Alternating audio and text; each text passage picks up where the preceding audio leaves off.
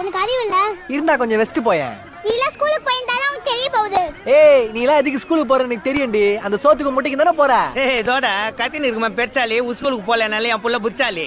சோக்கா சொன்னேனா. ஏய் போ சொல்ல ஆதார டெட்டு போங்கடே இல்லன்னா சோத்துல முட்டை வைக்க மாட்டாங்க. போயா சட்டை. ஏய் பேய் பொம்மை போய் படிங்கடி ஸ்கூல்ல. நான் தம்பி ராக்கெட்டே. எந்தன் வாழ்க்கையின் அர்த்தம் சொல்ல பூக்களின் வண்ணம் கொண்டு பிறந்த மகளே என் மகளே.